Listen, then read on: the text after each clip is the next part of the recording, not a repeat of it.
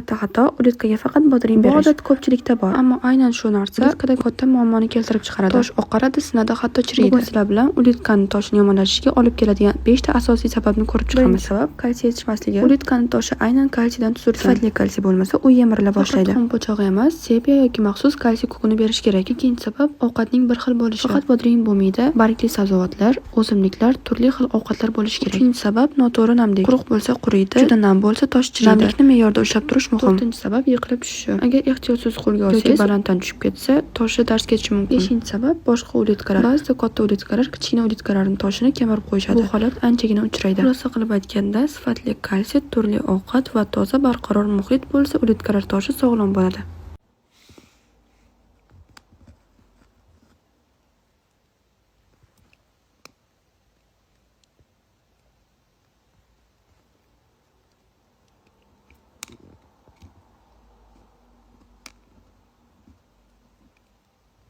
Ertalab turib Instagramga kirsam, bitta qizdan shunaqa SMS kelibdi. Faqat so'kingan so'zlarni tashlab o'qisam, oxirida ikkita so'z qoldi xolos. Men ularga shunaqa javob qaytardim. Lekin menimcha bu qiz hali voyaga yetmagan kichkina qiz edi. Ularga aytdim, agar voyaga yetmagan bo'lsangiz, ro'yxatiga yozsam, uydagilar bilan bog'lanishadi dedim. Shunda u qizdan shunaqa javob keldi. Xullas, bu orada bizda 30 kunlik challenge ketdi. 30 kunda 10 mingta bo'lishimiz kerak. Bugun ikkinchi kun. O'sish bor, faqat pastga qarab. Obuna bo'lib qo'ying, ulitkalar haqida barcha kerakli ma'lumotlarni berib boraman. Endi u qizga qaytamiz. Ko'pchilik so'rayapti, ustidan yozdingizmi? Yo'q, yozmadim, kichkina qiz ekan dedim. Lekin boshqalar aytayotdiki, bir marta ta'sirini yesa, boshqa bunaqa qilmaydi, yozib yuboring deb. Siz bunaqa vaziyatda nima qilgan bo'lardingiz? Izohlarda yozib qoldiring.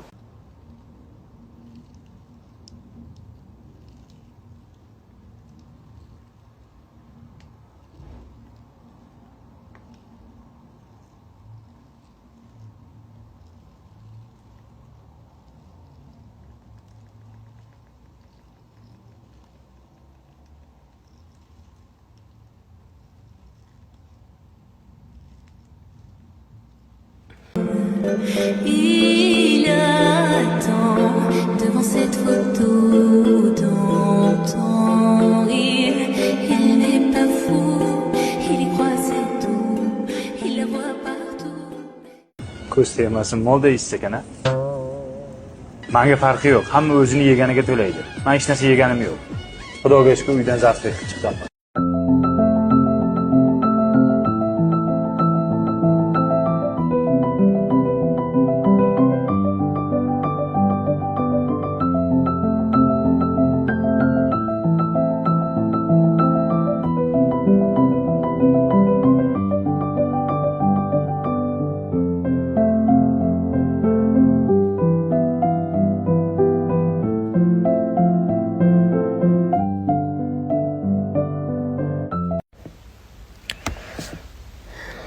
Mana buni qaranglar, toshini, asalligini.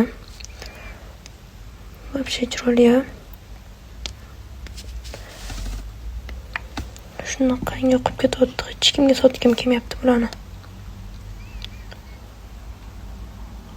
Ana kuni bitta ulitkachi.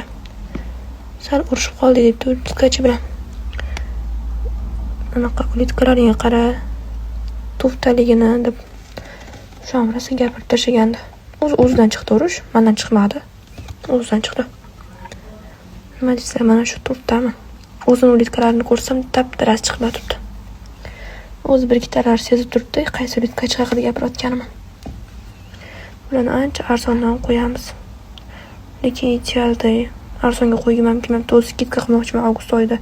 Ana bu challenge uchun. Nega qiyim ham kelmayapti.